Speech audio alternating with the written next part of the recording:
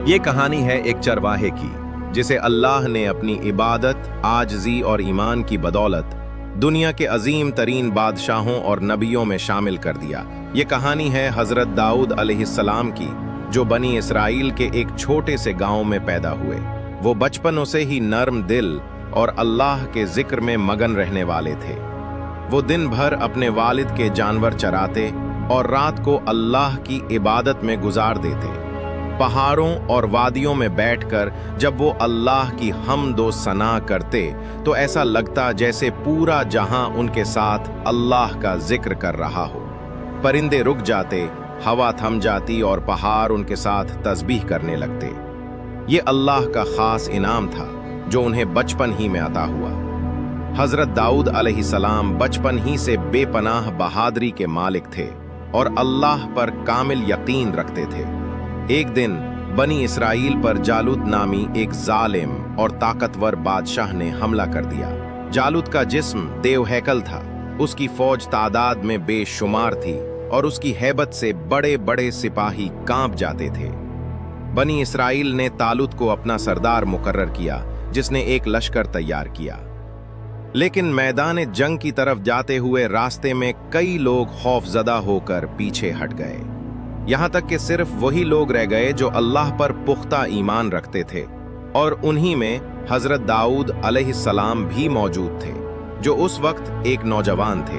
मगर दिल में अल्लाह की मदद पर इतना यकीन था कि उन्होंने तालूत से कहा, मैं उस जालिम जालूत से मुकाबला करूंगा।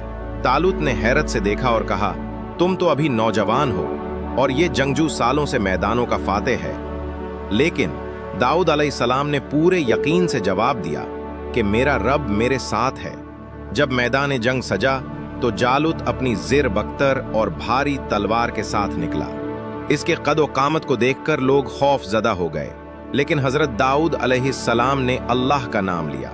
एक छोटे से गलील में पत्थर रखा और पूरी ताकत से वो पत्थर जालूत की तरफ फेंका, जो अल्लाह के हुक्म से बिजली की रफ्तार से गया और सीधा जालूत के माथे में लगकर उसे जमीन पर गिरा दिया। जालूत की मौत ने बनी इसराइल के दिलों से खौफ खत्म कर दिया और उन्हें अल्लाह की नुसरत से फतह नसीब हुई। अल्लाह ने हजरत दाऊद अलैहिस्सलाम को लोहे को नरम करने का मोजज़ा अता फरमाया ताकि आप अपने हाथ से मजबूत ज़रहें और हथियार तैयार कर सकें और अपनी कौम को दुश्मनों से महफूज रख सकें। आप दिन में अपनी रियाया के मुकद्दमात सुनते और हर मामले को इंसाफ के साथ निपटाते। आपकी अदालत में रोजाना कई लोग अपने मसाइल लेकर आते और आप ऐसा फैसला फरमाते कि दोनों फरीक मुतमईन होकर लौटते।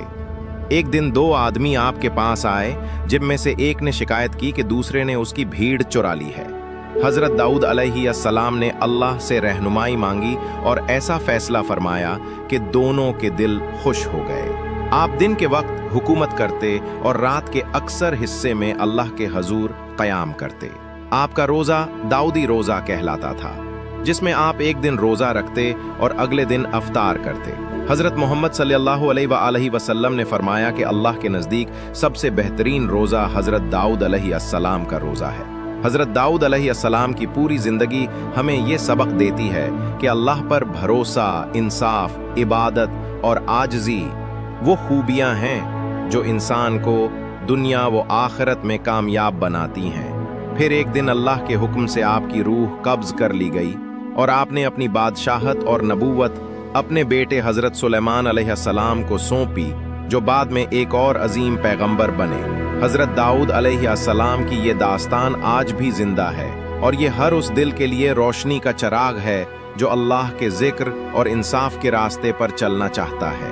अगर हम भी अपनी जिंदगी में हजरत दाऊद अलैहिस्सलाम के रास्ते को अपना लें तो दुनिया के हर जालूत को ईमान की ताकत से शिकस्त दे सकते हैं और दुनिया व आखिरत दोनों में कामयाब हो सकते हैं।